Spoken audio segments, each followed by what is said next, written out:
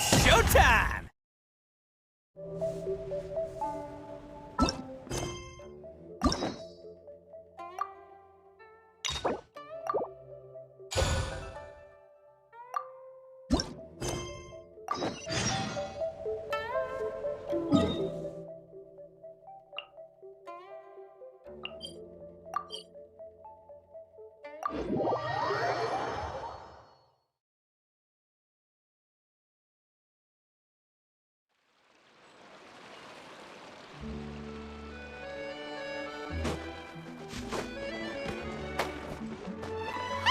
Isn't that Charlotte?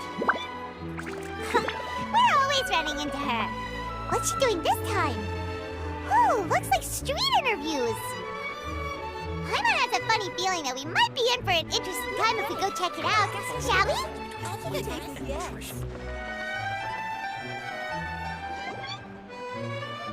I see. So you believe that this warning letter was sent by the Phantom Weasel? Absolutely. I've said it before and I'll say it again. The Phantom Weasel never acts as you expect. He must have faked his own death 10 years ago using a body double. Now that he's back, I'm sure the guards who worked on his case back in the day are in for a headache, but however this turns out in the end, the one thing it won't be is boring. Couldn't agree more. As a journalist, I'm gonna get a lot of mileage out of this one. Thank you, sir, for your time. Now, whom should I interview next? Oh, hey! What a coincidence! Fancy meeting you here. Perfect timing. So, the Phantom Weasel's latest warning letter. What are your thoughts? Yeah, this is the first time we're hearing of this one. Could you clue us in? Huh? Oh, sorry. Yes, this case is from a decade ago. I guess you wouldn't know about it. Well, not to worry. You're in good hands because I'm a professional. The story goes like this. 10 or so years ago, a phantom thief became active in the court of Fontaine. Known only as the Weasel, nobody knew his true identity, and the authorities never managed to catch him. Wow, cool! He sounds like one of those mysterious night burglars that you read about in novels. Precisely. Well, except the part where they actually have a good reputation. Our Weasel targeted whatever people held dear, and no one was safe from his predations. He would just as soon steal a necklace from a rich merchant's safe as he would a toy doll given to a commoner child for their birthday. I know, the phantom thieves you read about in novels rob the rich to pay the poor, but this guy did not discriminate. Unsurprisingly, this didn't work wonders for his public reputation. Every man and his dog wanted to see him behind bars. Yeesh. So, did they catch him? Not exactly. There's a good chance that the Weasel would still be at large to this day if it hadn't been for an accident 10 years ago. A magician named Caesar fell to his death in a botched high-altitude escape performance. When the police went through his personal effects, they found a hoard of stolen loot and gadgets used for criminal activities. And that was how the Phantom Weasel's identity was revealed to all. Sure enough, thefts in Fontaine went down after Caesar's death.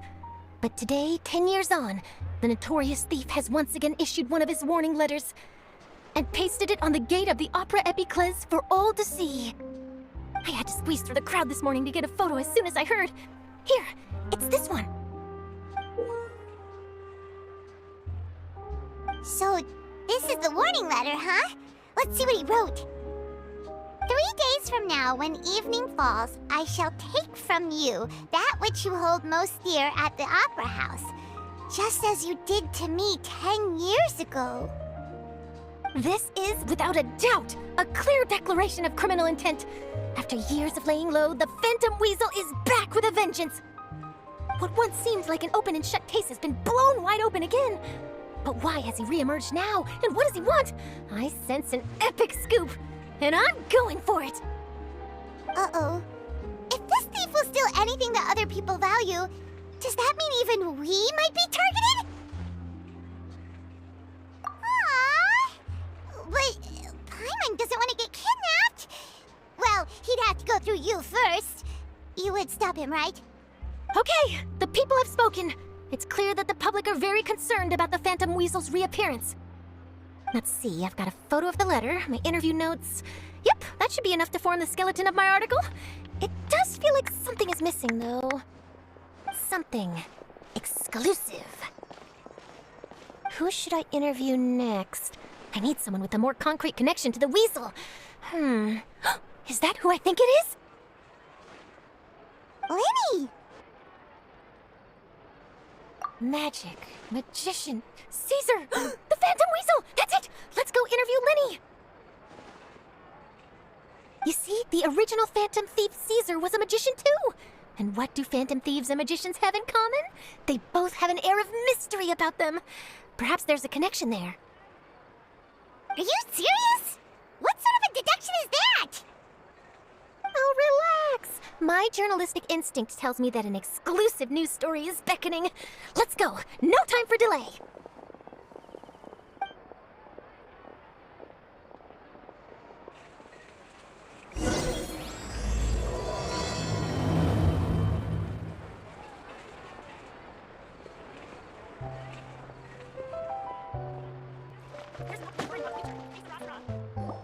Wow, Mr. Magician!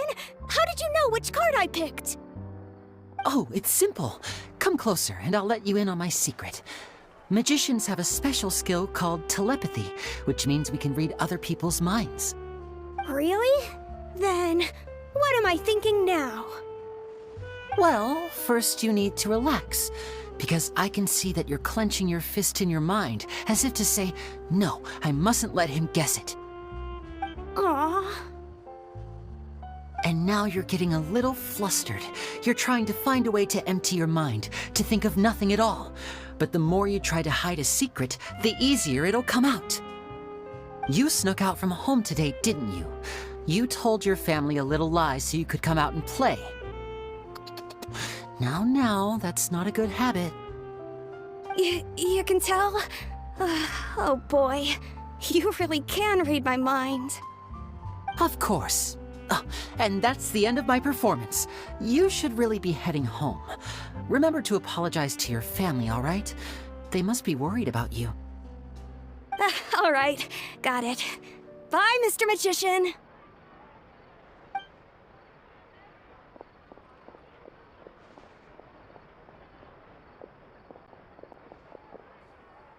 Hey, Lenny? Why, hello. We meet again. Are you looking for me? What's the situation? Well, why don't you guess, Mr. Telepathic? Oh, please. You didn't believe that spiel, did you? The power of telepathy is quite beyond me. I'm sure that child would beg to differ. Seemed like you were right on the money. That was nothing more than a little trickery. I made an educated guess based on his micro-expressions. That, plus the fact that he was the only kid here without his parents, and he looked as guilty as sin. He made it easy for me. You guys, on the other hand, let me guess. Don't tell me you're here for the Phantom Weasel, are you? Wow, got it in one! Is this more of your trickery at work? Wait, really? No trickery this time. It was pure luck. His warning letter's been the talk of the town, so I figured that maybe you were asking around about that. Bingo! I plan on writing a column reporting on the latest news about the Phantom Weasel. So, Lenny, what are your thoughts on this infamous thief's reappearance? To be honest, it makes me angry. Angry? Why? You read his letter, right? The Phantom Weasel claims he's planning something in 3 nights' time at the Opera House. That's the night I'll be performing there. Huh. What are the chances? Wait a minute, you don't think he's after you, do you? Well, if he is, then his warning is clearly a direct challenge to me personally. And if he's not, then it's still going to be a huge headache for me.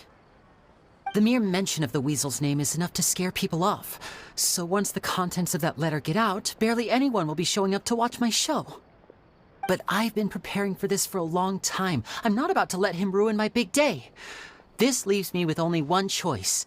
I have to expose the Phantom Weasel's identity before the show begins. Really? So what you're saying is, we might get to see a live duel between a famous magician and an infamous thief? Wow, this has exclusive written all over it! To be honest, I'm not sure if I'll emerge the victor. The Phantom Weasel is a notorious crook, infamous for his inscrutable methods. Linny. I think your magic tricks are even more inscrutable than those of a thief. Thanks for the compliment, though I have to say I don't care much for the comparison. A lot of people liken magicians to thieves because we both have the ability to make things disappear without the person noticing. But there's an important difference that these people overlook. Allow me to demonstrate with a quick magic trick. Here, I have a flower, just an ordinary flower that was picked not long ago. Watch it carefully now. 3, 2, 1. It's gone! That's the question. Where did it go? Therein lies the difference between us. Thieves make precious things disappear, but only magicians make them reappear. If I could now invite you all to check your clothes, there might be a surprise in there somewhere. A surprise? Let me see!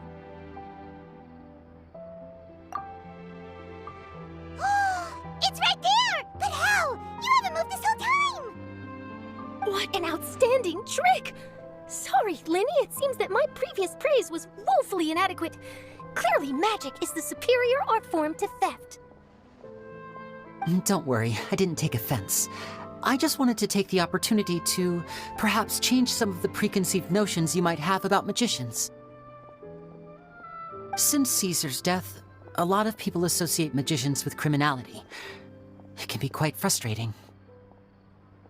I can imagine. Coming back to your trick just now, might I presume that you are well versed in floral symbolism? For example, magicians often use rainbow roses in their flower-related performances to represent passion and romantic encounters. But you used a Lumidu spell, which, if I'm not mistaken, allude to separations. I'm curious to know if there was any deeper meaning behind this choice? Impressive knowledge. It's no wonder you're such a successful journalist. But I'm afraid I don't know the first thing about floral symbolism. I'm just in the habit of using Lumidu spells in my magic. It sounds like something I should look into, though. I'll buy myself a copy of Fontaine's Floral Language Facts when I have some time. But it'll have to wait until this phantom weasel business is behind us.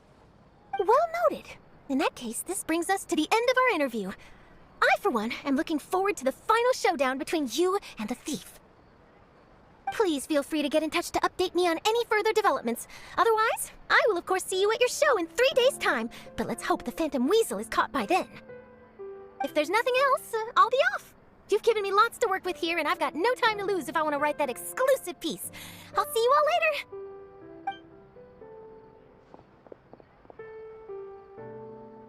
So, Linny, are you gonna tell us how you did that flower trick now? I'm afraid that's my little secret. Aww.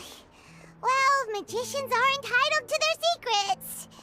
But Paimon's really itching to know how it's done. You feel it too, right? So itchy! Not so itchy then, huh? Well, since you're so concerned, how would you like to serve as my temporary magician's assistants and help me investigate? Magician's assistants? Oh, that sounds fun! Assistants are technically magicians too! Also, it'll bring us one step closer to figuring out how that darn trick is done! Shall we go for it? Excellent. Thank you for putting your trust in moi. The first thing we need to look into is who Caesar really was. If he truly was the Phantom Weasel, that means that the weasel is dead, and whoever wrote this warning letter is just a copycat criminal. But if he wasn't the weasel? Well, that'll make things more interesting. It would mean that the weasel lives, and he's been laying low all this time in some corner of Fontaine. And if we're investigating Caesar, his fiancée Gemma is a good place to start.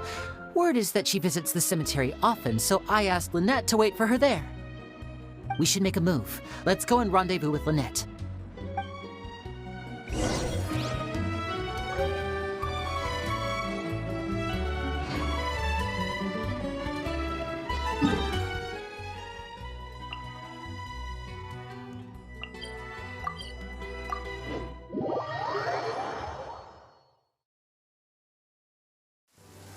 Oh dear, everyone's laundry is still on the line. May I be excused to fetch it in? Please stay indoors until the storm passes. I will deal with any urgent outdoor business.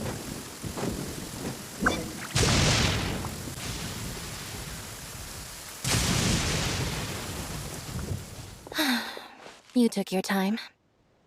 Sorry, I bumped into the Traveler and Charlotte en route, and we ended up chatting for a while. It's been a while, Annette. We're working as Lenny's temporary assistants in the investigation of the Phantom Weasel. Thank you. It's good to have you helping. So, what's the situation? Have you seen Gemma?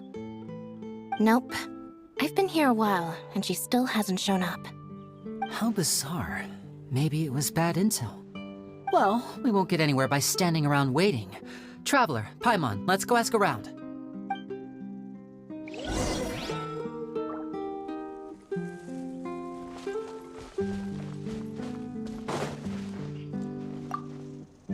I'll wait for you here and see if Gemma shows up.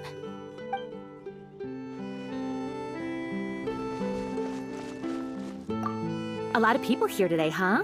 When did this cemetery get so popular? Same thoughts here. What's going on?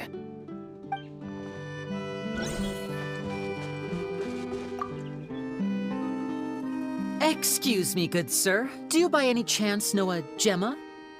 Gemma? You mean Caesar's fiance? Sure I do. What's this about? I'm just trying to get a hold of her because I need her help with something. I heard she comes here a lot. Yeah, she does. Poor thing. It's no secret why either. She's heartsick. Ever since Caesar passed away, she's been coming here once every week to clean his grave. Often she just sits there in front of his headstone, lost in thought. Sometimes she talks to herself. I asked her what she was doing once. She said she wanted to speak to him again. She knows he's gone and can't hear her from the grave, but she just likes to spend time there, telling her fiancé all about how her life is going. And she's been doing this ever since Caesar passed away? Oh, so 10 years. Wow. Their love must have been really strong. I'll bet. Caesar's reputation fell apart after his identity was revealed, so no one else visits his grave. Gemma's the only one who still thinks about him after all these years. I don't know if the mind lives on in the waters after death, but if it does, I'm sure Caesar must be grateful to have someone who remembers him fondly. If I'm honest, I think this is all so unfair to poor Gemma. Her fiancé was a low-life crook. He doesn't deserve someone like her. Anyway, all of that said, she's running later than usual today. Normally, she'd be sitting in front of his grave by now. I wonder if she's okay. Well, that's everything I know, I'm afraid. You might have more luck asking some other people. All right, well, thanks for sharing all of this with us. We'll keep asking around. You're welcome. I just hope she'll be able to move on one day.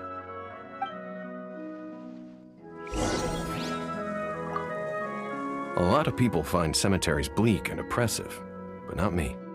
I find the silence gives me a sense of peace, and something about being in the presence of the dead and buried sort of puts all of life's woes in perspective.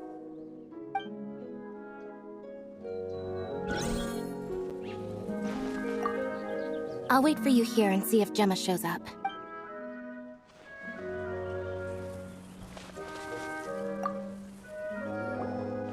Did you hear the news? They're saying the Phantom Weasel's back. You're kidding. Wait, isn't he dead? I don't know anymore. All sorts of news flying around nowadays. I can never tell what's true and what isn't.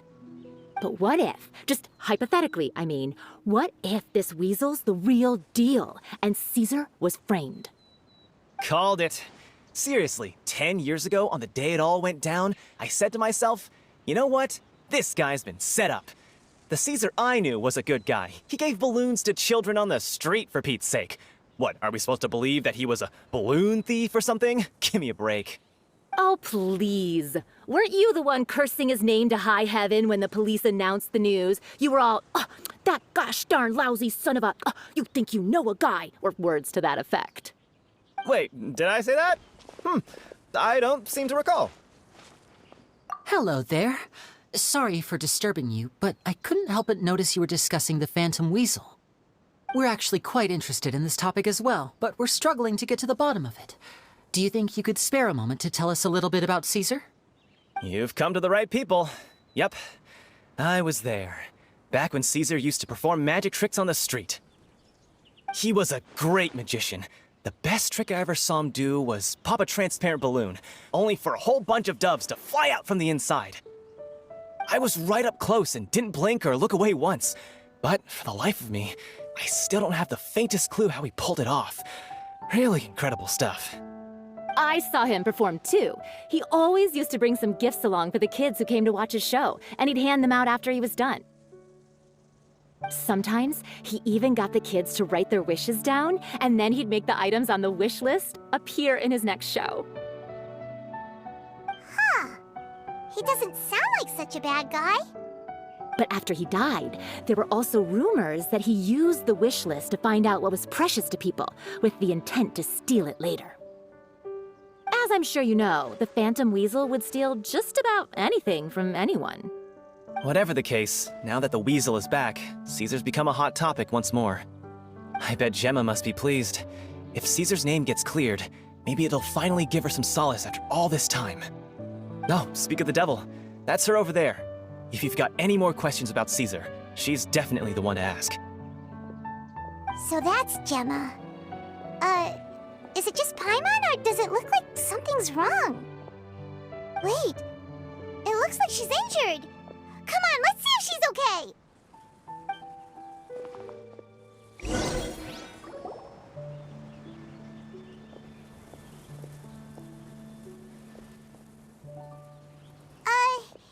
Hi there.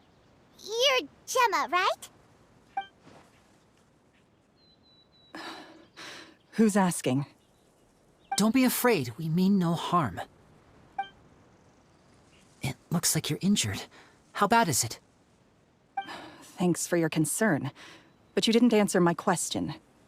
Who are you, and what do you want with me? My name is Linny, and this is my sister Lynette. My name's Paimon, and this here's the Traveler. We're investigating the Phantom Weasel.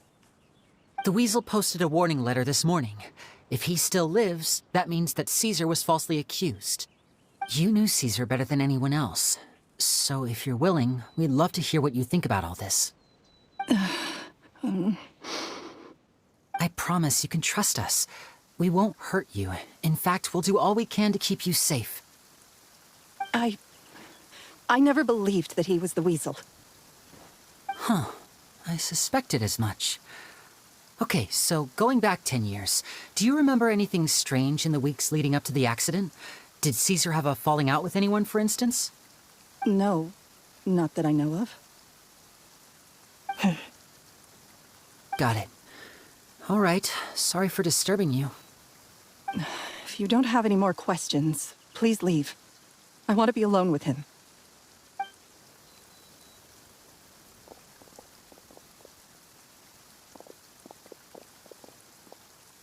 Judging by the look on her face, there's definitely something fishy about her.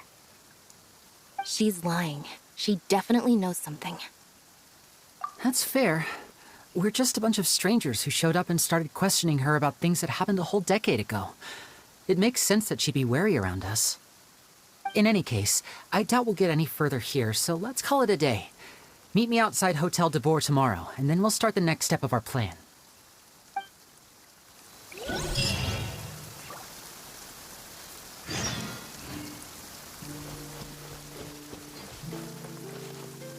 Gemma's hurt, you say? Now that you mention it, I did see her getting into a heated argument a while back. Maybe someone who hates Caesar was taking it out on her. People can be unbelievable sometimes. Oh, Caesar. Were you or weren't you the Phantom Weasel?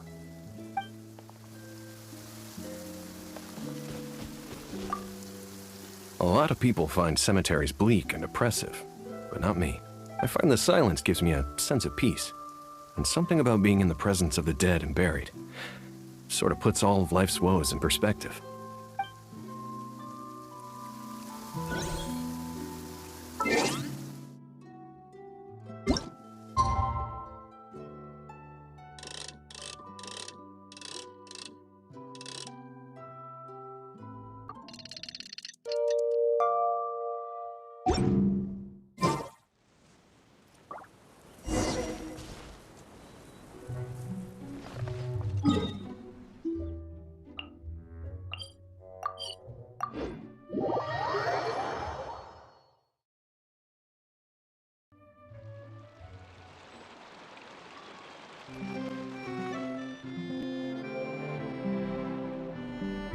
over here.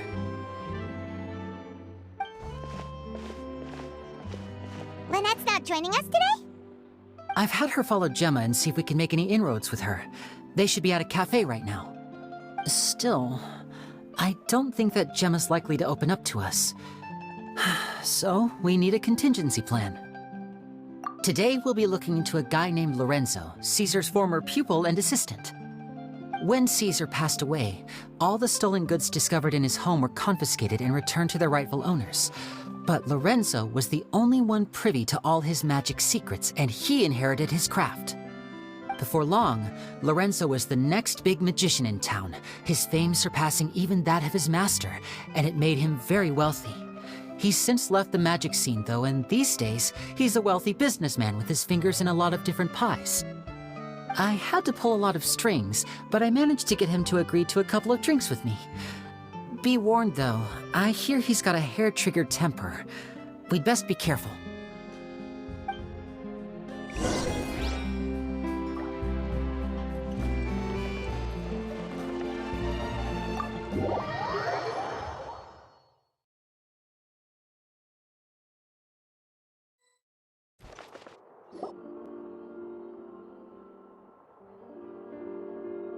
You neglected to mention that you were bringing 2 other people with you. My apologies. These 2 are my assistants. When they heard that I was meeting with the former magic maestro himself, they begged and pleaded with me to bring them along. And if it's no trouble, a couple of autographs would really make their day. Oh, forget the pleasantries, just sit.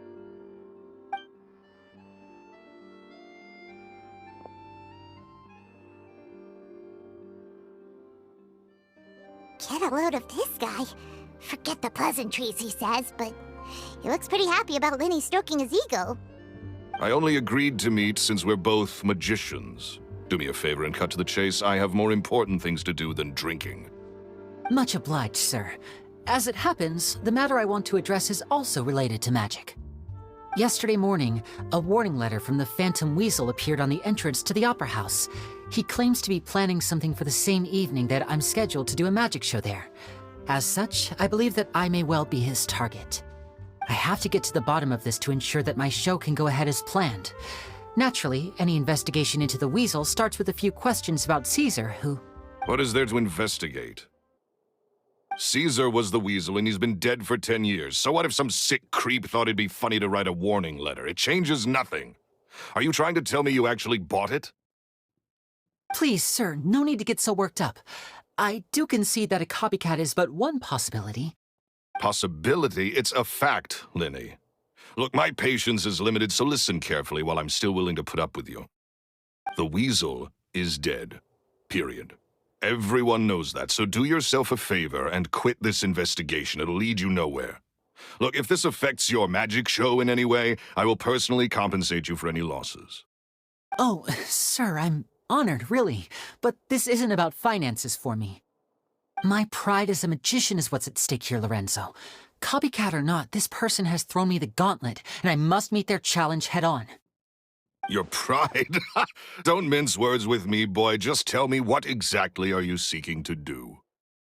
I want to find out the Phantom Weasel's true identity. I have to know for myself what really happened 10 years ago. What would that accomplish? And what do the events of 10 years ago have to do with you, anyway? Look, you of all people should know that a magician never reveals their secrets. And in any case, dead men don't talk. So if you really care about your magician's pride, then you'll forget about Caesar and move on.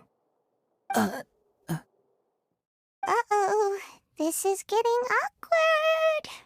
Lorenzo? Is that? Oh, it is you!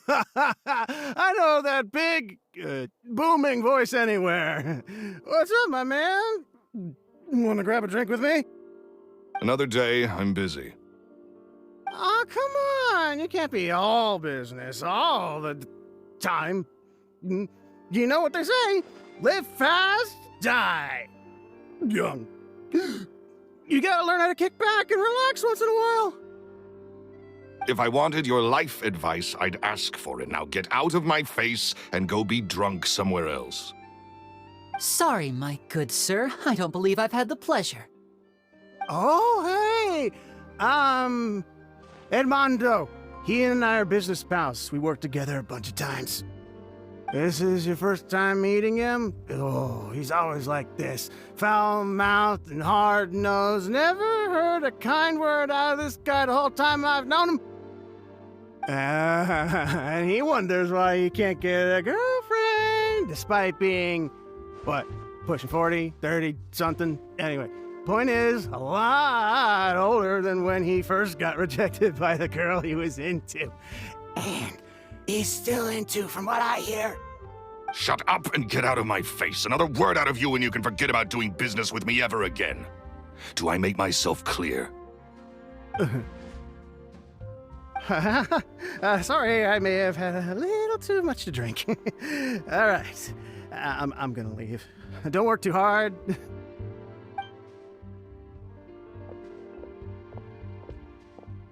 I think it's high time I made a move as well.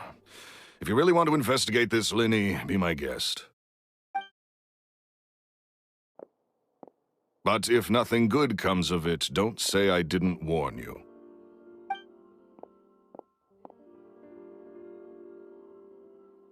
Well, that fell to pieces in a rather spectacular fashion. Any thoughts? Totally. And what was all that about compensating you for your losses? Why would someone you just met make an offer like that? He's gotta be hiding something. And not like Gemma. She was a little suspicious, but this guy's definitely covering something up. I think so too. We need to look into Lorenzo more closely. That guy Edmondo seems to know a thing or two about him. He only just left. Let's see if we can catch up with him.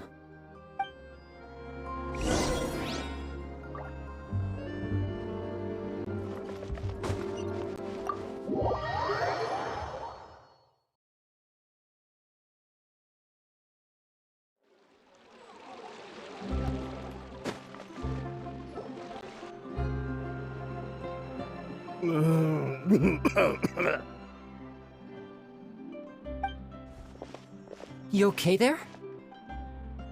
Who are you? Oh, it's you guys. Don't worry about me. I must have had one too many.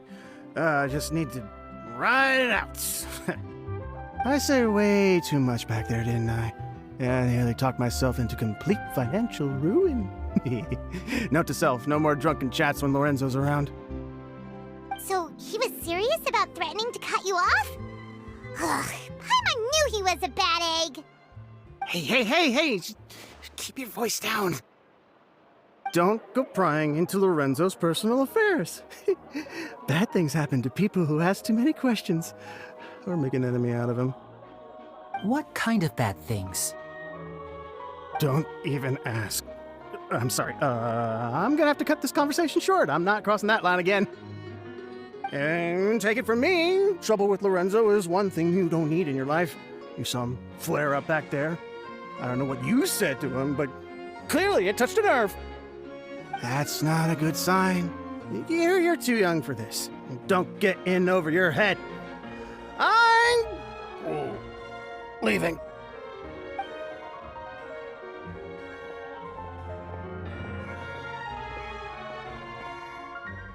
And there he goes. What do we do now, Lenny? Shh! I think we're being watched. Someone was listening in to our whole conversation. Don't say anything and don't look back. Any altercation in the city will attract the guards. We'd better take this elsewhere.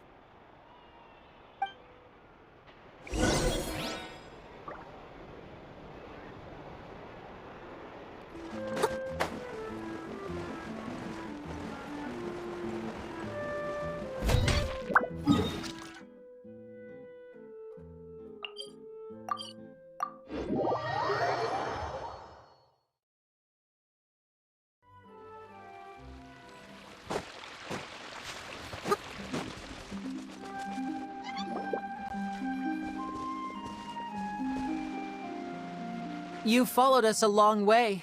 Why don't you come out and introduce yourselves? So you're Linny. And where's your sister? Ain't she with you today? Save us the trouble and go fetch her for us. Let's not drag this out. Paimon doesn't like the tone of your voice, mister! Who sent Save your questions, missy. You ain't gonna need answers where you're going. Capiche? Looks like we can't avoid this fight. Now, I'm not the strongest fighter, so I hope you're ready to back me up.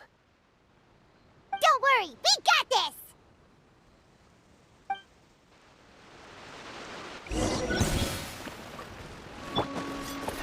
Illusion shattered!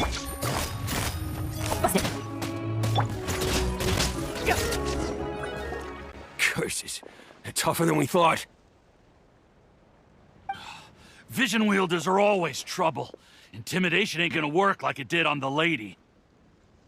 Come on, let's scram! Hurry, wise guys! We ain't through with you yet! Oh, they got away! Did you catch what they said just before they left? Something about intimidating someone else. Sounds like they just wanted to rough us up as a scare tactic, and they've already done it to someone else, but who? You're right. She was injured when we saw her yesterday, and she acted like she had something to hide. Maybe she was too scared to tell us the truth because those guys had threatened her. Well, if that's the case, she should be more willing to open up to us once she learns that those thugs won't be bothering her anymore. Let's head back to the cafe and see if we can get any information from her.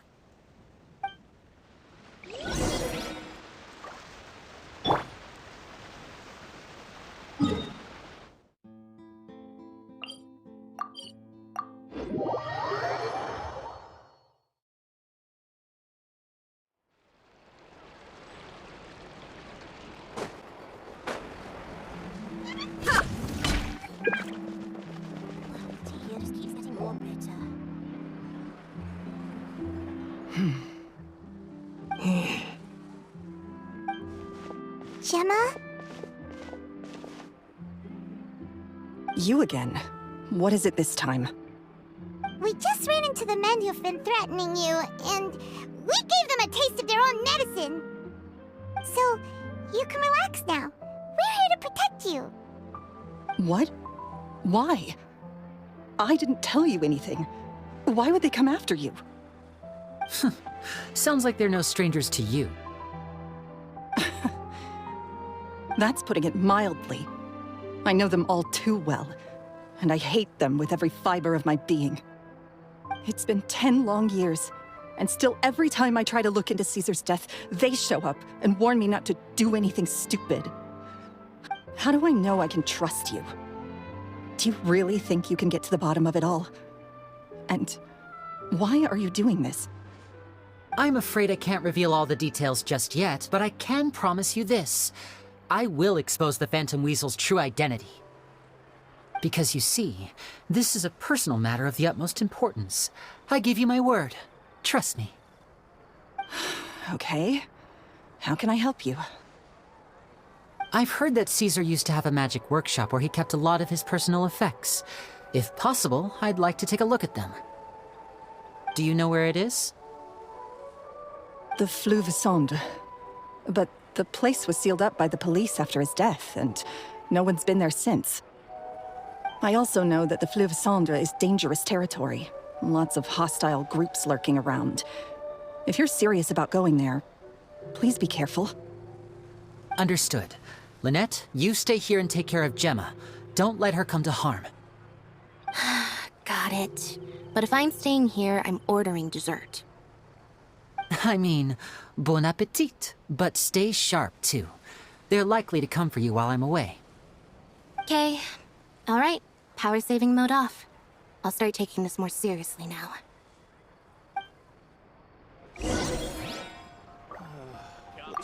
Whatever you do, please be careful.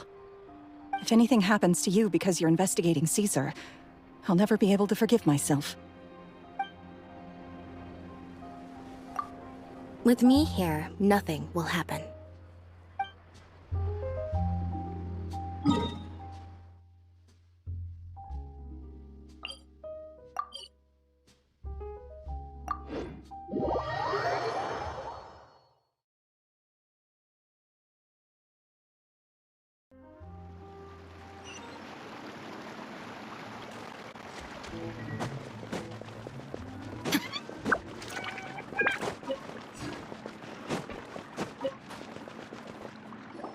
If Gemma gave us the right location, then the workshop should be right nearby. Huh. Looks like these boxes are blocking the entrance. Let's shift them away first. There we go. It should be just down here.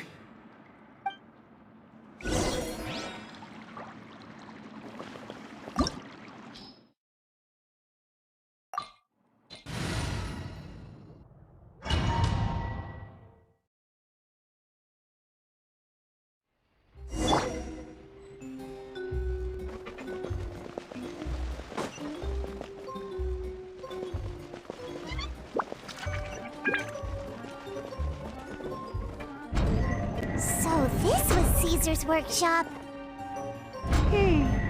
Nothing suspicious here, just normal magic props. Let's head in further. What was that? Oh, is this one of Caesar's gadgets? Guess we must have triggered some sort of device.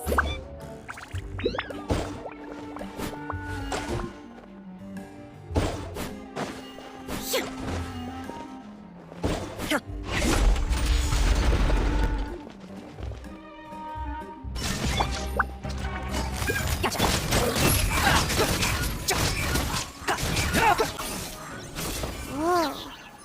Look, the doll in the box is glowing.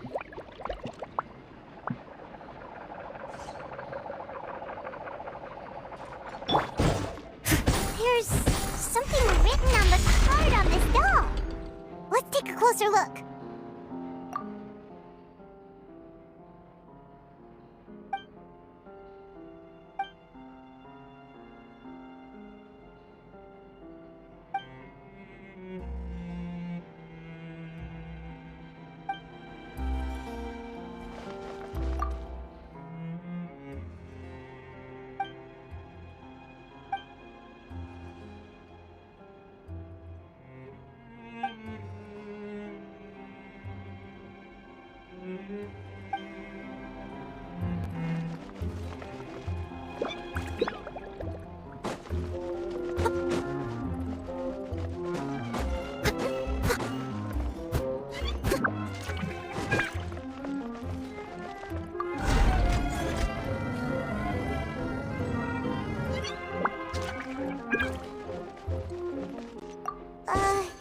These magic boxes are moving.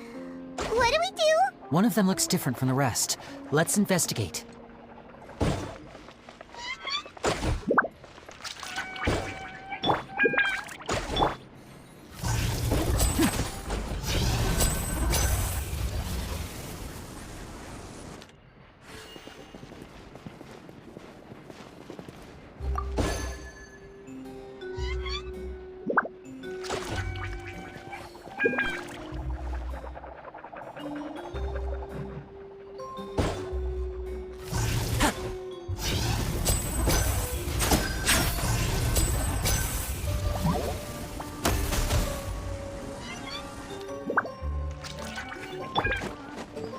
Looks like we've reached the end of this route. Shall we try a different one?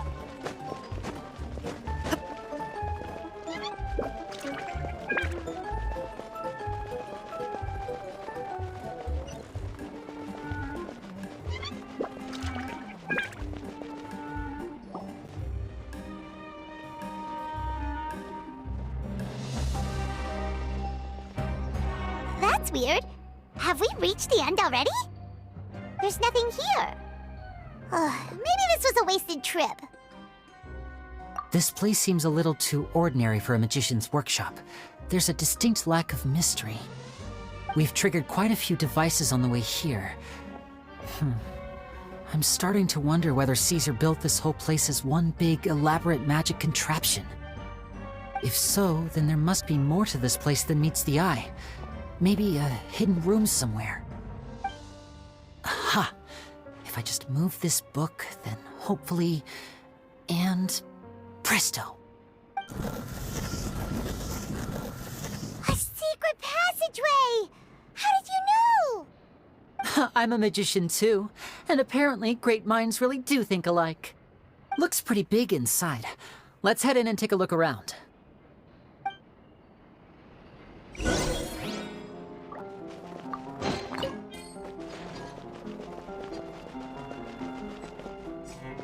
上一个，Bust it. 操你个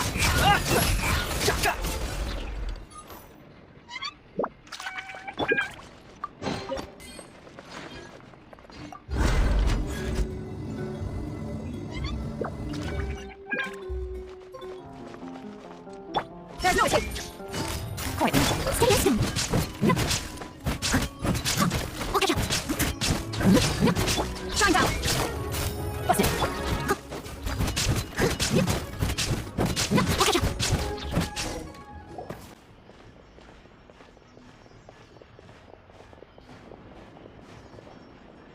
Why have you stopped, Lenny?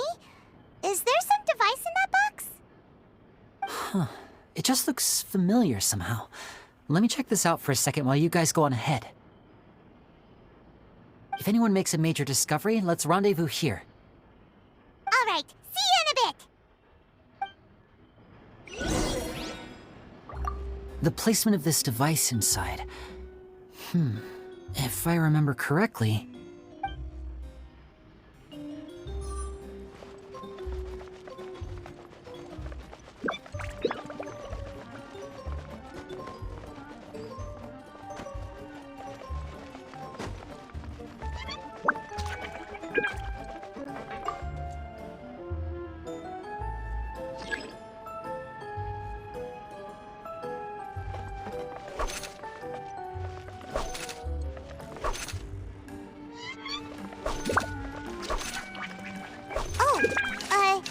Seems like we can't step on the same tile twice.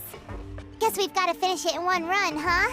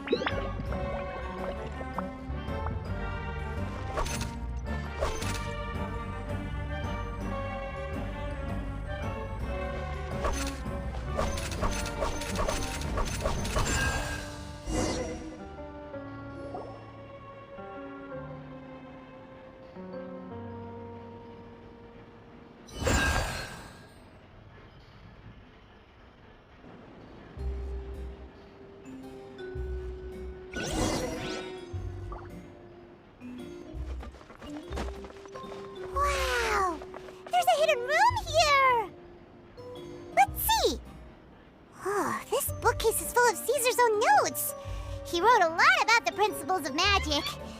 Whew. Much too advanced for Paimon. Hey, look! Is that Caesar's diary on the table?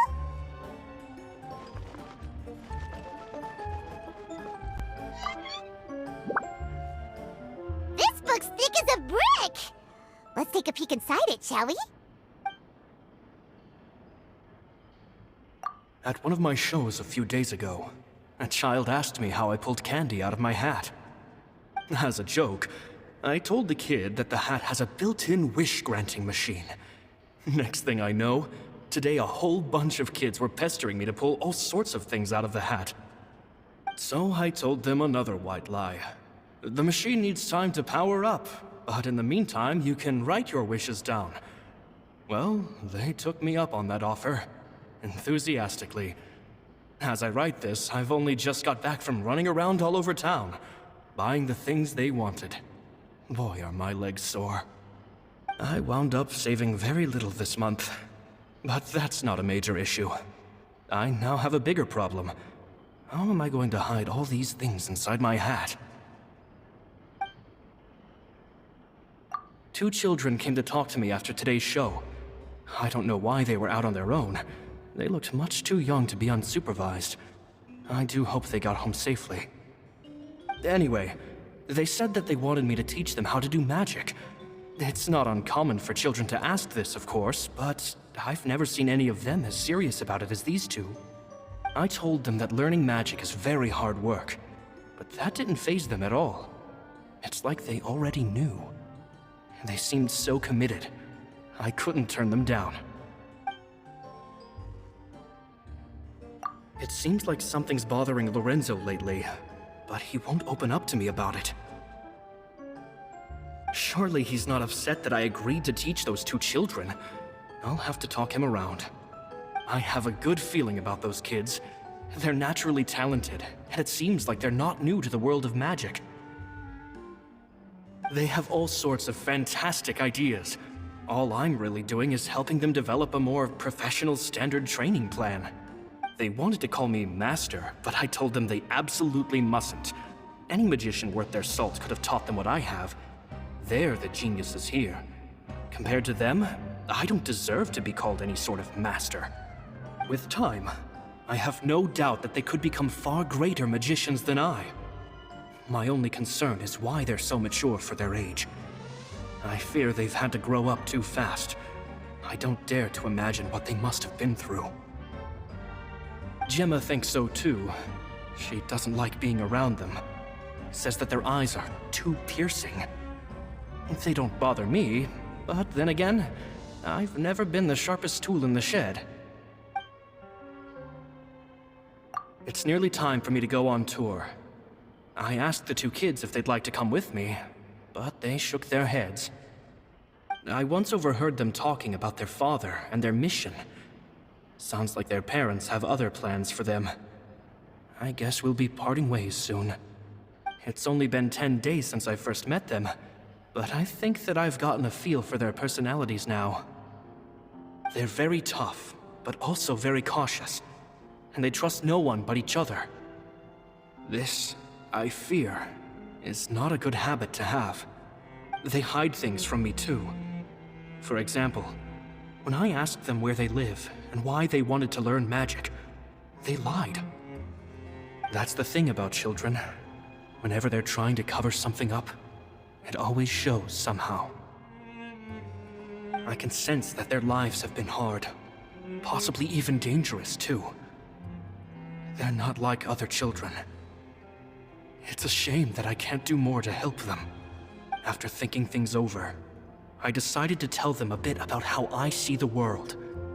It's full of lies and falsehoods, and that is why we must find our own truth. P.S. I hope they won't find my nagging annoying. Children are so opinionated nowadays.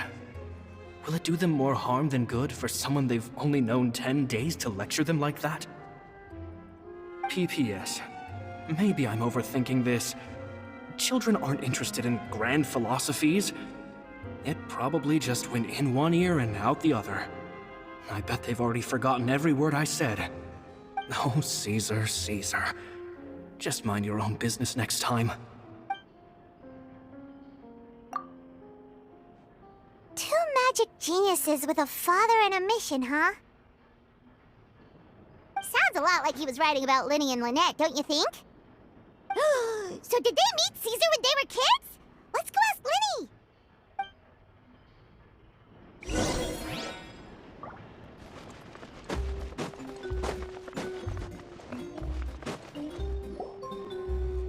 Linny? Shh, hold that thought. As I expected, there's a lot of fishy things going on in this place. Fishy? Uh-oh, what have you found? All in good time. Before we go over our new leads, I want to tell you how a high-altitude escape is performed. First, the magician slots themselves into a magic box in full view of the audience. The box is then suspended high in the air, and a short while later, the base automatically opens. At this point, a dummy will fall out of the box, but it looks real enough to grab the audience's attention, and they start wailing and screaming. Meanwhile, the real magician, who has by now blended into the crowd, waits for a good moment to make their appearance and put on a hysterical performance. Oh no! Is that me? Did I just fall to my death? Very vivid description. Paimon can really picture it. And then what? The audience's gaze then turns to the magician, and by the time they realize what's happened, the dummy has vanished, as if everything that just happened was some sort of shared illusion. Of course, that's just how I think the process should work, theoretically speaking. The inventor of this trick never performed it successfully. When the box opened, Caesar was the one who fell out, and not the dummy. He fell right to the ground from the highest point of the opera house. No one could hope to survive that fall, not without a vision at least. And no one else has ever attempted this trick since. My understanding of how it works is just based on what I could gather from his notes and the relevant gadgets here in his workshop. So Caesar's famous high-altitude escape has never been done, huh? Paimon was about to say how cool it would have been to see it in person, but if it's that dangerous, it's probably for the best that no one else tries to do it. Wait a second. So if a dummy's supposed to drop out of the box, then where does the real magician go? How does he get out? Glad you asked. That brings us to the secret of said box. This box right here is the one that Caesar constructed himself to use in the performance, and it's not as simple as it looks. Inside, there's a device that only the magician himself would know about. Once the magician's inside and the box is lifted up into the air, the audience's view of the box is fixed at a certain angle. From where they're standing, they have a clear view of the front, sides, and bottom, but the back and the top are now no longer visible. At this point, the magician presses a button inside the box, opening a secret door out of view. He then escapes through this trapdoor onto the opera house roof, waits for the dummy to fall and distract the audience, and quietly returns to ground level. That's way simpler than Paimon imagined. Even Paimon could probably do it. Well, there's a little more to it than that, of course. The hardest part of this trick is controlling the audience's mood and reactions. That takes an exceptional degree of showmanship. There's the falling dummy, the miraculous reappearance, the pompous performing. Maybe the magician would even have themselves tied up before it begins to strengthen the impression that there's no escape. Many days and nights of careful research and painstaking practice would have gone into this, all culminating in a performance just a few minutes long, but one that still manages to transform the shock and grief of a tragic accident to the joy and laughter of a mesmerizing magic trick. Caesar was a highly accomplished magician, but unfortunately, even he didn't manage to pull it off. So, how did it go so wrong? You said you found some fishy stuff here. Have you figured out what really happened? I can make a pretty good guess. I looked into the case files. The magic box Caesar was using at the time of his death had the secret button I mentioned positioned on the right-hand side. And, sure enough, he always used his right hand as his dominant hand in public. Okay. Nothing suspicious there. But here's the strange thing. Most of the devices in this workshop have the mechanism on the left-hand side, including this box right here, which leads me to believe that Caesar was in fact left-handed. Because a magician can't afford to have their most basic habits stand out too much. People naturally focus their attention on the most important details of the task or situation at hand. But a magician needs to be able to redirect an audience's attention at will, so as to avoid arousing their suspicion. The essence of magic is getting people to believe a lie. If even the truth raises eyebrows, the falsehoods become all the more difficult to mask. And so, Caesar trained himself to use his right hand to align with his audience's expectations. Great magic always requires sacrifices. But in his most stressful and nerve-wracking moments, and when no one was watching, reflex would kick in and he'd use his left hand. That's why he set his gadgets with the mechanism on his left. Exactly. I think that's likely what happened. Caesar would have been under a lot of time pressure during the escape. He'd have had mere seconds to open the hidden compartment, retrieve the dummy, then open the secret door and make a swift escape. But I'm sure he was confident. He would have rehearsed countless times to the point where it was second nature. He'd barely need to think about what he was doing because muscle memory would guide him through. So he opened the compartment, took out the dummy, checked everything was in order, and then went to leave. With his left hand, he reached for the button, and suddenly, his heart skipped a beat. It wasn't there. Much like when you reach for your keys but find your pocket empty, his mind needed a moment to process what was going on. Instinctively, his left hand would keep feeling around for the missing button, maybe for another second or two, until the bottom of the box gave way. With the stakes being as high as they were, just a 2-second delay cost him everything. The authorities would find nothing suspicious, and conclude that his death was due to his own error. When in reality, someone switched the boxes, and they did it to murder him. But how would they be able to make the switch without being noticed? That would be difficult to pull off, no? It would have to have been someone who knew that he was left-handed, and who could move his props around without arousing suspicion. Someone who was always by his side. Isn't that right, Lorenzo? You just couldn't let sleeping dogs lie, could you? There's not a lot of people who'd go to all this trouble for some magician who died 10 years ago. I didn't want to have to do this, you know. Silencing you the hard way just creates more problems for me to deal with. But I gave you your chance. I hoped you'd do what's good for you and back off like the lady, but you disappoint me. You mean Gemma? So you are the one who's been threatening her! Yes, although however stubborn she might be, she was never much of a liability. But you people, you never even knew him, but for some reason you just wouldn't drop it. Which is why you can't leave this place alive. Take them out, and make it quick. Do your worst!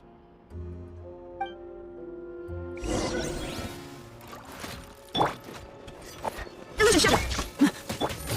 Quiet now. I must be no stone unturned. Yep.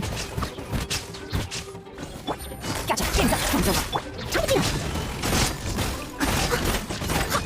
Leave it up to me.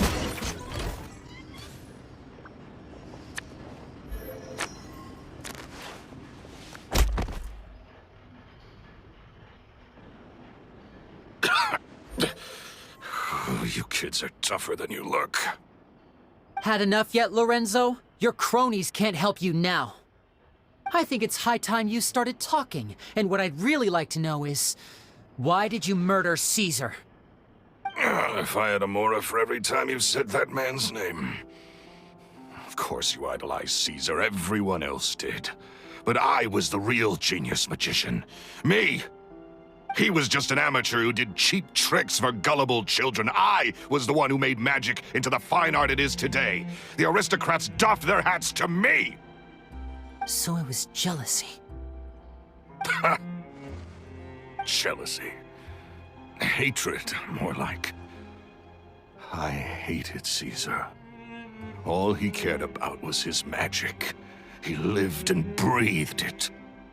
He poured everything into his street performances and his stupid tours like it was just a hobby to him, never bothering to think about Mora.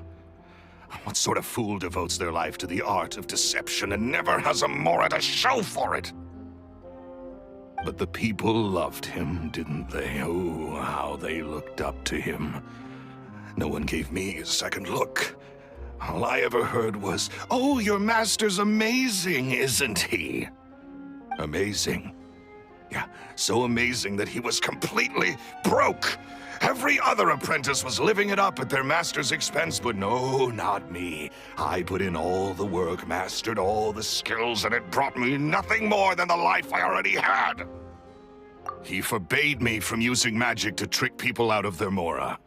There was nothing he hated more than that. And with his reputation in Fontaine, it was too risky for me to go it alone. As long as he was alive, if I dabbled in my own brand of money-making magic, he would expose me, and it would destroy me.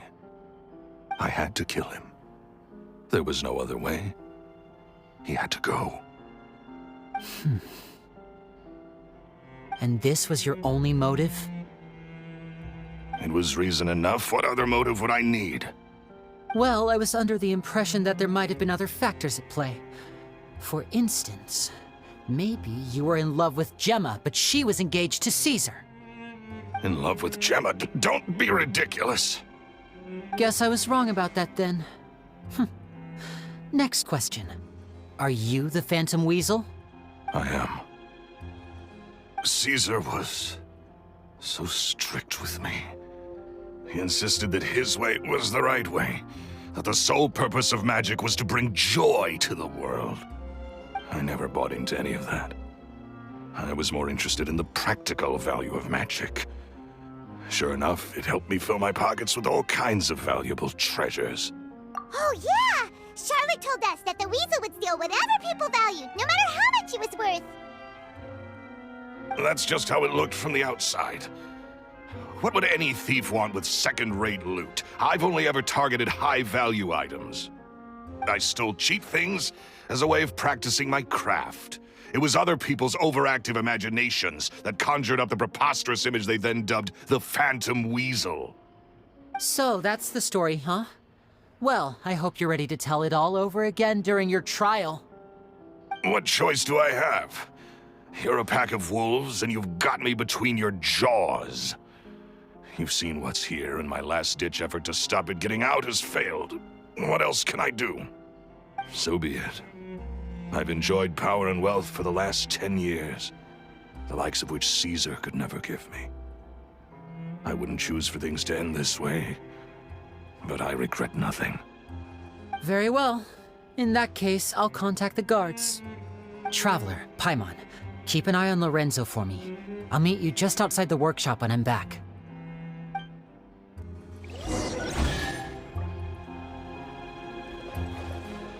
At least I can finally stop looking over my shoulder now.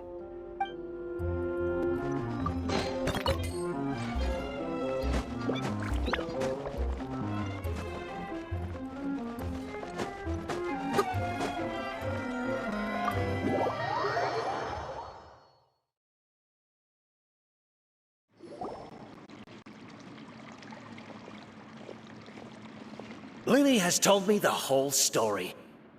Lorenzo, do you confess to the murder of Caesar and to framing him for the Phantom Weasel's crimes? Look who's finally developed a conscience. What kind of disciple murders their own master? I hope it was worth it, because there'll be hell to pay.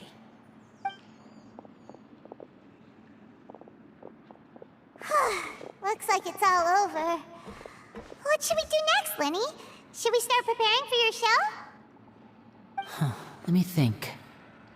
Let's rendezvous with Lynette and Gemma first. With Lorenzo in custody, Gemma will no longer have to fear for her safety. Good point! We should go tell Gemma the good news right away! It'll give her some peace of mind for sure!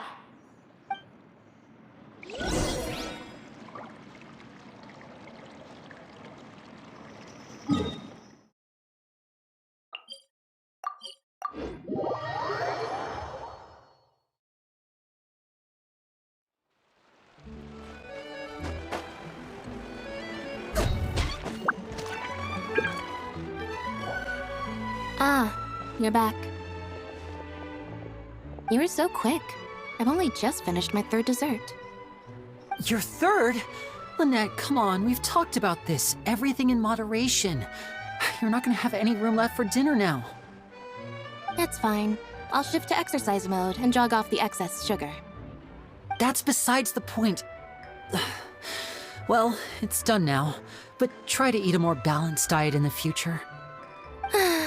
Point taken. Did everything go okay? Of course! Lorenzo was no match for us. The guards are taking him into custody as we speak. Gosh, that's amazing.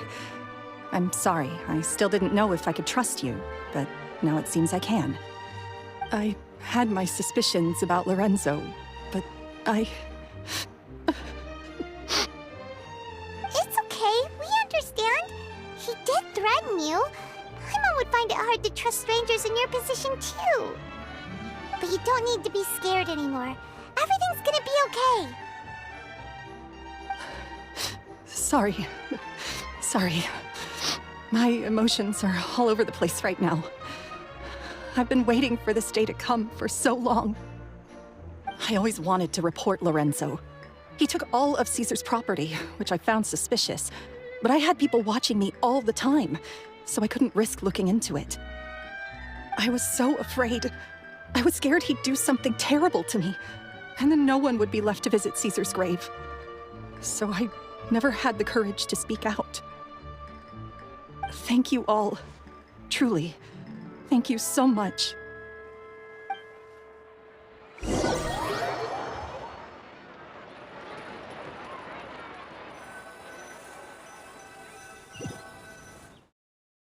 Thank you all for clearing Caesar's name. I never would have guessed that Lorenzo was the real Phantom Weasel. He never showed any signs that there were problems between him and Caesar in public. From the outside, it looked like they got along great. And to think that lowlife's been living life to the fullest all this time, while Caesar's name was getting dragged through the mud. It's a travesty. At least his soul can finally rest in peace now, thanks to your efforts.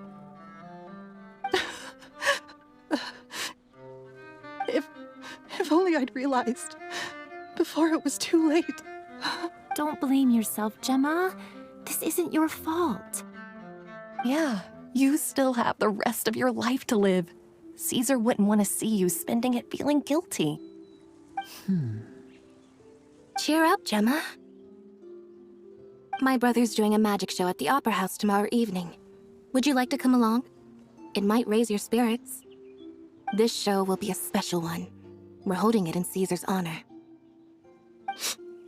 In Caesar's honor? Really? Oh, thank you. I'll be there. Great. We'll see you tomorrow evening. Traveler, Paimon, don't be late. Don't worry, we'll be there. No way are we gonna miss out on a free magic show. Wait, Paimon feels like we're forgetting something. Oh yeah, Caesar's diary! We never found out if the two kids Caesar taught magic to were Linny and Lynette or not. Linny changed the topic back in the workshop, so we didn't get a chance to bring it up. Oh well, guess we'll just have to ask Linny tomorrow evening. I've spoken many choice words about Caesar over the years. I'm so ashamed of myself now. He was such a good man.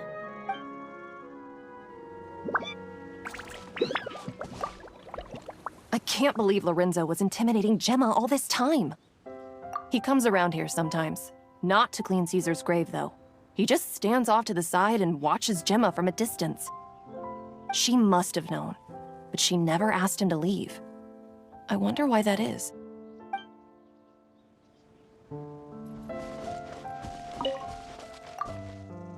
It may take some time, but Caesar's reputation will be restored now that the real culprit has been captured. Looks like Gemma chose a good man after all.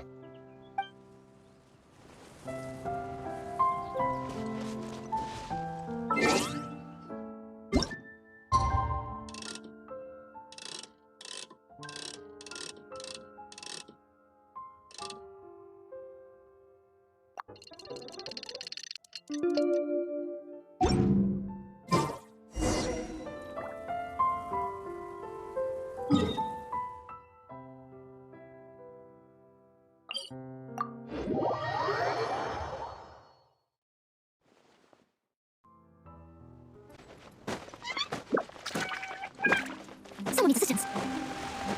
I'll catch up.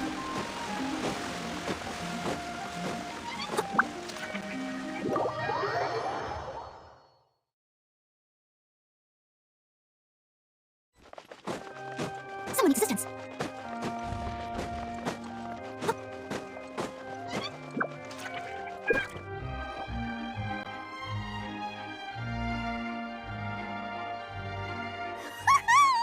Paimon's excited to see another of Linny's magic shows! Wait. Lynette, shouldn't you be on stage by now? Not this time. My brother's going solo today. So, I'll be watching with you. Good evening, ladies and gentlemen. I hope everybody's ready because the show is about to begin. The great magician Linny has prepared a spectacular show for us all tonight, concluding with an all-new grand finale that no audience has ever seen before. Wow! A new trick! Thank you all so much for coming. Now, prepare to join me on a journey through the mystical and miraculous.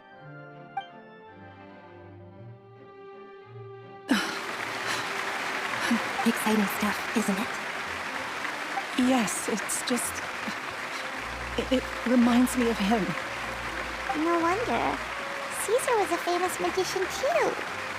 So, how did you two first meet, Gemma? Well, I was out on the street once, and I saw him performing for little children.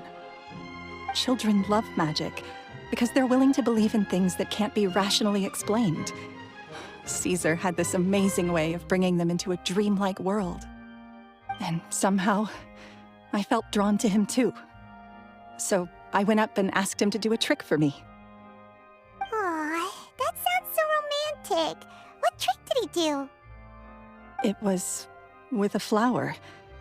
He took it in his hand, snapped his fingers, and it magically appeared on my head. I was so happy that day. No one had ever given me a flower before that.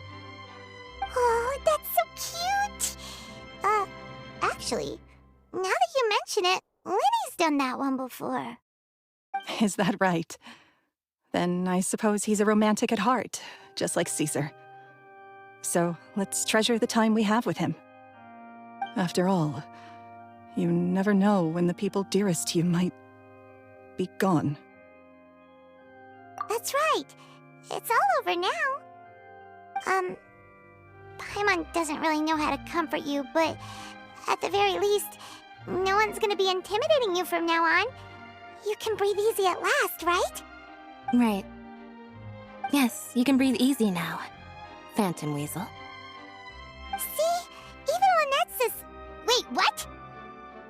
The Phantom Weasel? Lorenzo escaped? Where is he?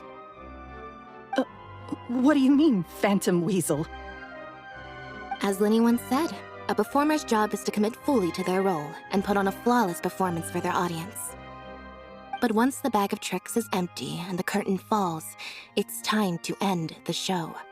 The spotlight is no place for someone with no more cards up their sleeve. It's been 10 years, Gemma. Aren't you tired of the grieving widow act?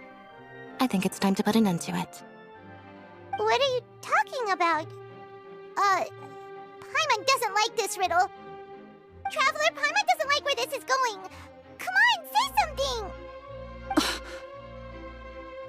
Ladies and gentlemen, I hope you're all enjoying the performance so far. There will now be a brief intermission, after which Linny will perform the most electrifying act of tonight's show, the one we've all been waiting for. The final performance will take place outside of the Opera House, so please make your way outside in a calm and orderly fashion. The Phantom Weasel never did like public places, did they? Don't worry, this place will be quiet soon. Let's talk somewhere else for now.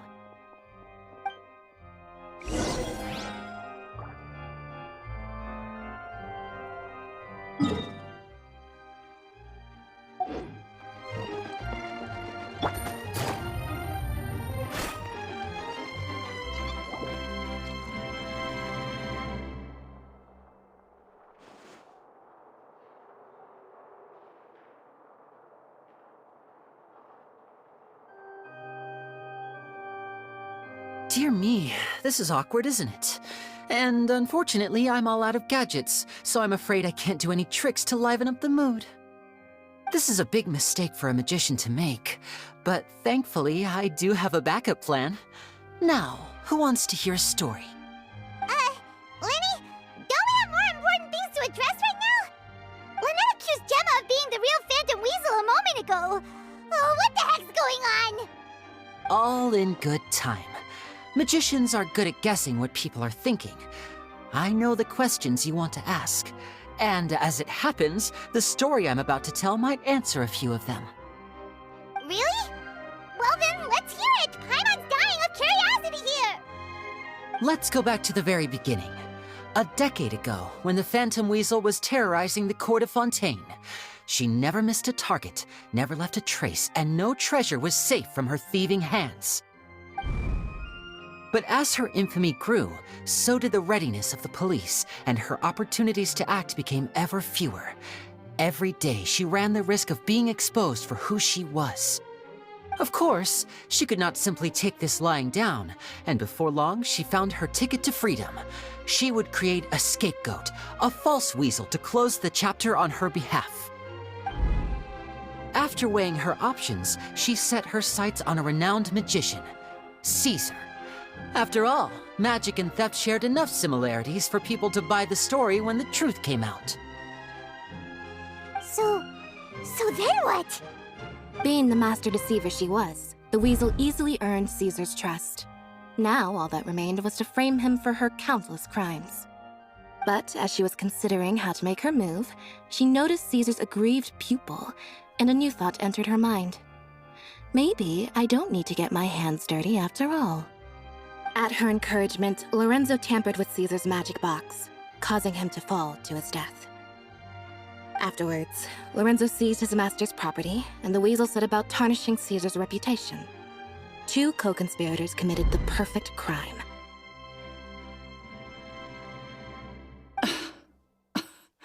I've got to hand it to you. You're both exceptional storytellers. It's enough to make even me wonder whether there was really another mastermind behind all this, pulling the strings. But I just have one question. You seem to think that I am the villain in this tale. What's brought this on, Linny? Is it something that Lorenzo said? Don't worry, Lorenzo said nothing at all. But I never believed that he was the weasel, and in fact, my investigation only made me more certain of that. He was too forthcoming with his confession, as if there was something else he was trying to hide. How disappointing. So you'd sooner trust Lorenzo than me, even without a shred of evidence? A magician is an expert at playing the audience to get the result they want, and I have no doubt that you, Gemma, are equally talented in this regard. With a little help from Lorenzo, you put on a very convincing performance. The lovesick fiancé, whose devotion to her betrothed is unshakable, even under threats of violence.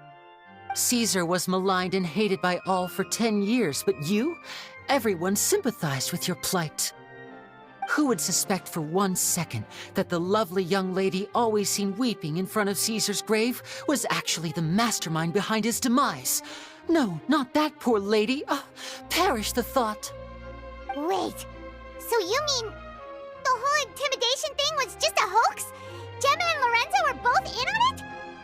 But why would Lorenzo agree to that? And why didn't he sell her out even at the end instead of admitting to being the weasel himself? Yes, why indeed? Maybe Gemma herself could enlighten us on that question. Well, Linny, if you're so confident in your version of events, then I think the answer should be obvious. Having killed Caesar with his own hands, Lorenzo was plagued by overwhelming guilt. Revealing the Phantom Weasel's true identity would serve no purpose. But if the weasel remained free, then she could take care of Lorenzo's loved ones. An excellent answer, though sadly a little dull. Is that right? Well, don't let me bore you. If you'd care to change the topic to something more interesting, I'd be much obliged. As a matter of fact, there's one thing I'd really like to understand. Why would the real weasel have targeted things that only have value to other people? Could you shed any light on that? Of course. After all, we're just telling stories here, aren't we? If I had to guess, I would say that the real weasel must have had a terrible childhood. Left to fend for herself after her parents died young. Betrayed, scorned, beaten. She'd scrounge waste paper from garbage bins to draw on, using twigs and dirt for lack of ink and pen. She'd sew ugly rag dolls from whatever scrap material she could get her hands on. This was her only source of happiness in life. But it was all she needed, and she was content. Until the world decided that even this was too good for her. Once again, she was betrayed. And this time, everything was taken from her. She felt like life was a miry pit that dragged her further down the more she struggled to escape. At that tender age, she should have been happy. Instead, she stood in the shadows and watched with envy as all good things in the world passed her by. This was a fate too cruel for anyone to bear. Her pain became a breeding ground for dark thoughts. Thoughts which festered and grew into a twisted solution to her troubles. I detest the happiness of others, in all its forms alike. I will rob them of everything they hold to be good and true, and it will fill the void in my soul. That's some pretty heavy stuff. Now it all makes sense. Does this story satisfy you, Linny? Yes, it is quite to my tastes. Thank you for helping to clear up my confusion. Huh. That's right! What drove you to write that letter, Gemma? What were you trying to achieve there? Because without that, none of this would have ever come to light! She didn't write the letter. After 10 long years, I'd hoped that the Phantom Weasel would be consigned to the history books by now. But it seems like someone still wasn't ready to let her finally be at peace. Linny. Or should I call you the Phantom Copycat now? You were the one who posted that letter outside the Opera House. But why? Very sharp, Phantom Weasel. Still as shrewd as ever. Well, no need for me to be coy about it. Our goal was to clear Caesar's name. The most straightforward way to change the public's impression of Caesar was to force the Weasel to show themselves. That's it? You had no other agenda? Of course we did. We made it quite clear in the letter, I believe. I shall take from you that which you hold most dear, just as you did to me 10 years ago. 10 years ago? You mean Caesar's death? You met him? Wait. Oh, I get it. You were those two obnoxious kids. It's been so long, and you're all grown up now. I didn't recognize you. He taught you magic back then, didn't he? For what, 10 days or something? And you went to all this trouble. Why? Because you feel like you still owe him something? We remember all our debts, however great or small. 10 years ago, Caesar's reputation was torn to shreds, and his legacy was thrown out. 10 years on, and no one cares what the truth is anymore. But we did not forget, and so we came to find you. And? What exactly did you take from me? I'm still standing, as you can see. Lorenzo has admitted to everything. I'm free. Free? Do you really think so? Caesar once told me that even though the world is filled with lies and falsehoods, we must find our own truth. I think that applies to you too. Truth can take many forms. Prized possessions with nostalgic value, fervent hopes and dreams, and irreplaceable people. Life took many things from you, and those wounds never healed. When they ached unbearably in the dead of night, stealing became your way of numbing the pain. What are you trying to say? I'm saying that for the last 10 years, you've been living a rather uneventful life. Perhaps that's because you found something other than a life of crime to fill the hole? Back to Lorenzo for a second. He murdered his own master, played along with your act, and took pains to make sure any suspicion would be directed towards him. But what did he have to gain from all that? He knew who you were and the things you'd done, and despite that, he was willing to give everything up for your sake. He's the reason that you haven't felt the compulsion to steal in all these years. You're more than just accomplices in murder. You're the only real friends each other has. So I think you know, deep down, that he is the only truth you have in your life. But that truth is gone now, and I guarantee you, you'll never see it again.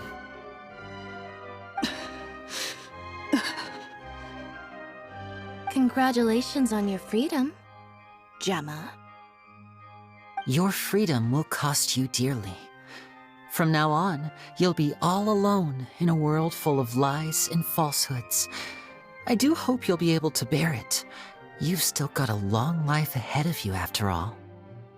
Gather round, one and all. The time has now come for the amazing Linny to perform his final act in tonight's show. I'm sure you're all wondering what he has planned for the grand finale. Well, wonder no more, for the answer is a death-defying high-altitude escape. A high-altitude escape? I'm sure you all remember the magician Caesar. This was the very trick that led to his fatal fall, after which he was dubbed the Phantom Weasel. So we have now learned that Caesar was wrongly accused, and that the real weasel has now confessed to their crimes. Guess that's my cue to leave. Whew. I've been practicing this one for ages now, but I'm still a little nervous. Traveler, Paimon, I hope you enjoy the rest of the show. There may be a lot of people watching tonight, but you alone are my true witnesses. Lenny, wait. You two hid a lot from Caesar. He went to his grave without ever knowing your secrets. So what about now? Are you an open book? Or are you still the same as ever? You don't have to tell lies to end up isolated and alone. One day, you'll end up exactly where I am today. Maybe then you'll finally understand. You're wrong. I'm nothing like you. So, what are we, doing now? Like Lenny said, when you're ready, let's head outside and watch the show. But what about Gemma? She'll figure out what's best for her soon enough. Oh, and if you'd like to see Lenny after the show, you know where he'll be. The usual haunt. All right. Well, let's go and watch Lenny's finale then. This trick's a pretty dangerous one, but he should be able to pull it off, right?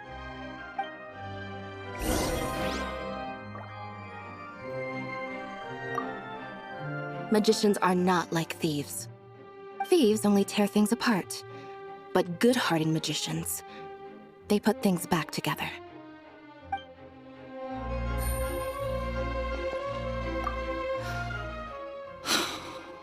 What is my truth? Sometimes I think I'm like a gambling addict. All I care about is winning, and it doesn't matter what's at stake. By the time I come to my senses, I'm left with nothing. Oh, if I had my time again.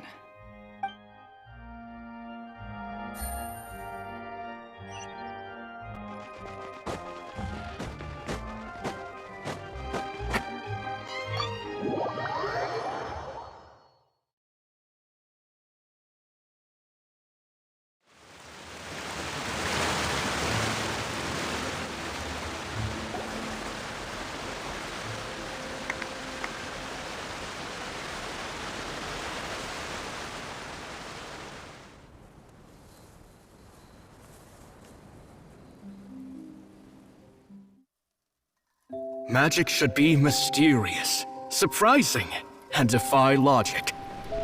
Magic is hard work. Every single movement has to be practiced thousands of times. It's alright. We're used to that. We're sorry.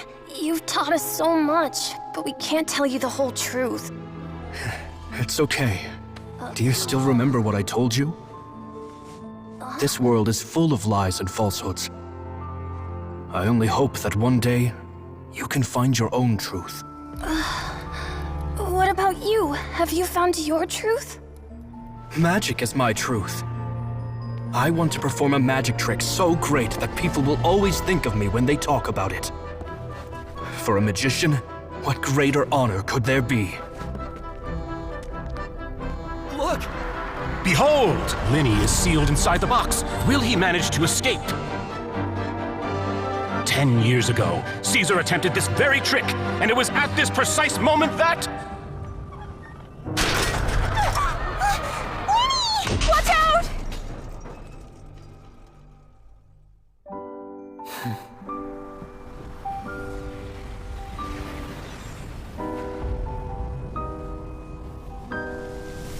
Mysterious.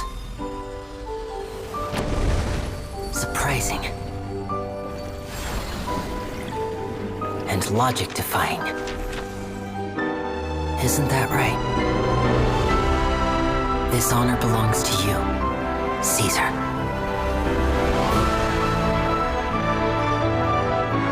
I'm just sorry it's a little late.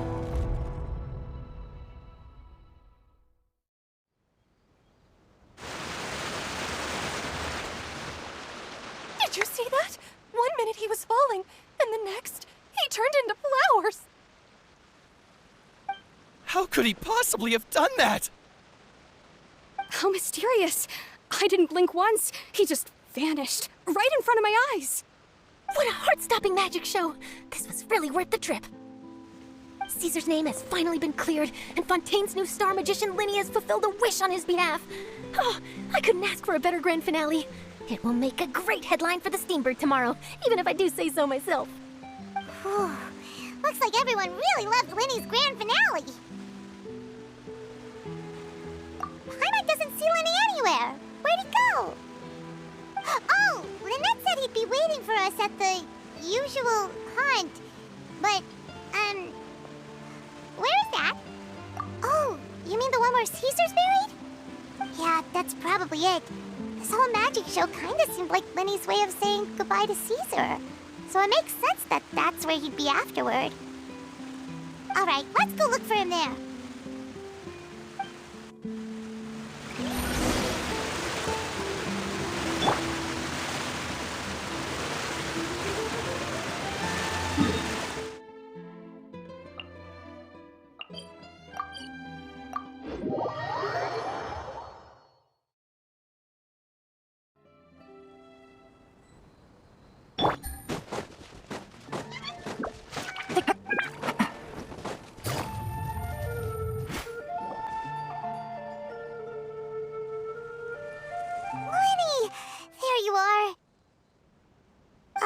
Are you alright?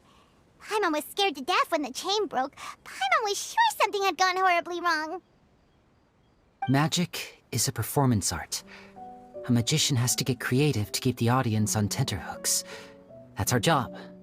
So I tweaked Caesar's original setup a little to keep it fresh. I was honestly a little nervous during the live performance.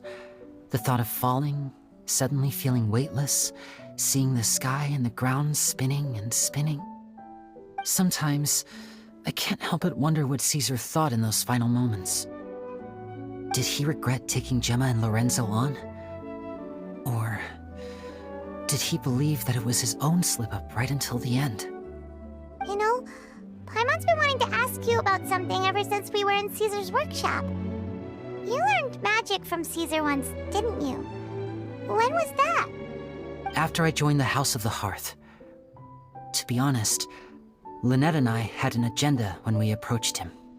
I told you about my past before, remember? As a young boy, I survived by secretly learning magic from street performers. I'd watch their tricks and try to figure out how they were done. But I quickly realized that observation alone could only get me so far. What I saw was the polished final performance, but the rigorous training they put in behind the scenes remained invisible to me. I needed to learn how to improve my sleight of hand, hone my misdirection skills, and make niftier props. We were gifted enough that we'd made some progress by ourselves, but without proper guidance from a professional magician, we quickly plateaued. So that's why you sought Caesar out? Yes. We figured there was no harm in asking, but it took us by surprise that he was so willing to teach us. In all, we only spent 10 short days together, but he was very good to us. By contrast, we hid so many things from him. For instance, when he asked why I wanted to learn magic, I answered, "It's my passion." But in truth, there was already a lot more to the story by then. After being taken in by an aristocrat for our magic talent, then betrayed soon after, this was no longer about me doing what I loved. What amazed me was how the lie escaped my lips even as I was hesitating over whether to tell him the truth. Trust is a beautiful thing. Sadly, I'd forgotten how to trust by then. Linny. Still worried about the way I feel? You really are a gentle soul, aren't you? But don't worry, I'm used to it now. From the mansions of the elite to the House of the Hearth, lies and selfishness have followed me and Lynette everywhere we go. After Caesar went on tour, we became busy with our missions. The next we heard of him was that he'd fallen to his death, and was now declared to be the Phantom Weasel. That night, I remembered his smile. But as I lay there, I didn't know what to say to him. To keep secrets is to put up walls. The longer you keep them up, the less you let people in. Then, one day, you look around and realize your life is like an empty auditorium after a show, full of seats once occupied by all the people who left. But I guess that's the price we have to pay. You only realize how much someone really meant to you when you lose them completely. That's why I was so confident this would hurt Gemma. Because I felt it for myself. Yeah, cheer up, Winnie. We've had to say our fair share of goodbyes during our journey, too. But whatever happens, Paimon always believes in what tomorrow brings. Delicious food, fun toys, and the Traveler by my side. Paimon just needs to focus on things like this, and all the unhappy stuff goes right out the window. You know, Traveler, doesn't that kind of make you Paimon's truth? Exactly. It's the same for me and Lynette. We are the truest thing each other has in the world, and nothing can replace that. Life has taken plenty from us, like it did from Gemma. But at least it left us with each other. That's what gave us the strength to get through the darkest days. That's why the darkness never consumed me, and why it never will. Maybe we live in the shadows too, but we remember every precious ray of light that shines through. All right, time to lighten this conversation up a little. What did you think of the show tonight? Were you happy with it? It was amazing! Paimon just wishes we hadn't been so distracted with the Gemma situation. We spent most of our time in the Opera House just talking and pretty much missed the entire first half of the show. Winnie, could you do just one more trick for us? Whoa, that's a bit of a tall order, I'm afraid. The show's just finished, so my sleeves are decidedly card-free right now. Aw, come on! Surely you can think of something. The Lenny Paimon knows can do anything if he puts his mind to it. Oh, all right then. I'll give it a go, but only because it's you. Watch closely. I have a flower in my hand. You liar! There's nothing in your hand! We ain't going along with this! Huh? My goodness, you're right. But I could have sworn I brought one here with me. Okay, try this. Count down with me. 3, 2, 1. 3, 2, 1. Now, have another look around. Maybe the flowers appeared somewhere else. Really? Let's see. Wow, there it is! Oh, this is a different flower from the last time, right? This one's called, oh yeah, a rainbow rose. But more importantly, Paimon has to know how the trick is done. Please, Linny, pretty please! Well, if you want to learn magic, you'll have to start by addressing me as teacher. Ugh, fine. Please, teacher, please! Since you asked so nicely, I'll share one little tip with you. Namely, the student of magic cannot solely rely on others being prepared to reveal their secrets. You have to observe, think, and find the answers for yourself. Is that it? Ah, look at the time. We shouldn't linger here too long. Thanks again for coming to see my show. I bid you both good night. I look forward to seeing you again. All right, fine. See ya. Shall we head back down too? Oh, Paimon can't wait to read The Steambird tomorrow. Paimon bets Linny and Caesar will be plastered all over it. Let's head to the Steambird's offices tomorrow morning and see what we can find out.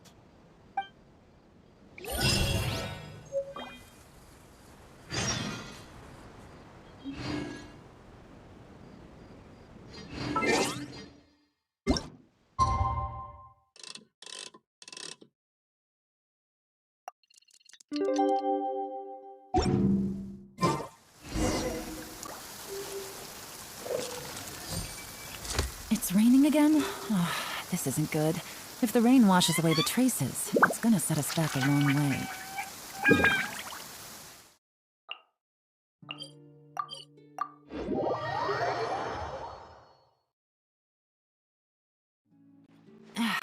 This blinding sunlight is such a pain. I'm very sorry, Charlotte, but my sister and I are quite busy today.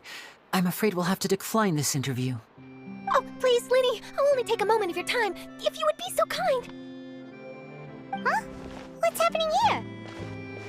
I spent all night writing my piece about the Phantom Weasel, and it was going to go to print this morning. But just as dawn broke, I suddenly received news that Caesar's fiancée, Gemma, had contacted the guards and confessed to having been the real Phantom Weasel all along. That was quick.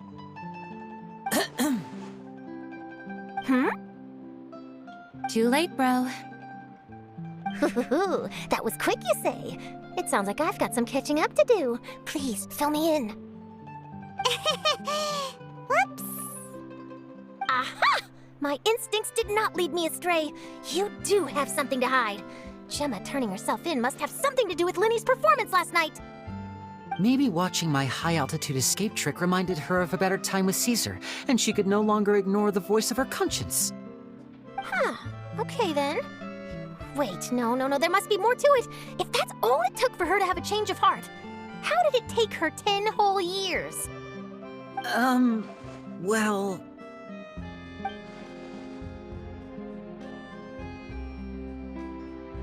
Oh, I remember now! You and Gemma were nowhere to be found after the show. What happened between you? Quickfire question! Where did you all go after the show? Oh, we went to the cemetery and Linny did a private magic trick just for us. Actually, glad you mentioned it, because that reminds Paimon, guess what? Linny started using rainbow roses in his tricks. What? I don't recall ever having received a rainbow rose from you myself. Is this supposed to mean that they're more important to you than your own sister? No, I just, What now? Oh, did Paimon say something wrong again? This is getting pretty awkward. What do we do, Traveler? Seems like this interview wasn't meant to be. Well, never mind. There's always next time. Forgive my persistence, but when there's explosive news waiting to be found, I can't turn away. The news about Gemma has already made waves, and I'll stop at nothing to get to the bottom of it all. Apparently, one of the things she said to the guards was that her final wish is to see Lorenzo one last time. There's clearly a web of complicated relationships there. Can't blame me for being curious. All right, I guess I'll leave you to continue the rest of your conversation in peace. Bye for now.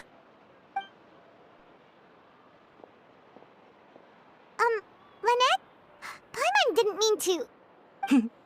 Don't worry, I wasn't angry. I was just trying to distract her.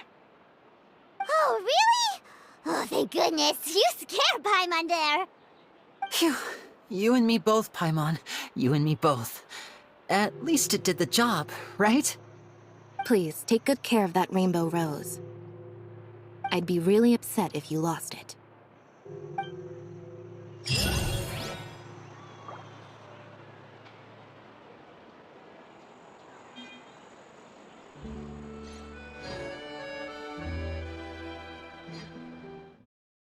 All in a day's work.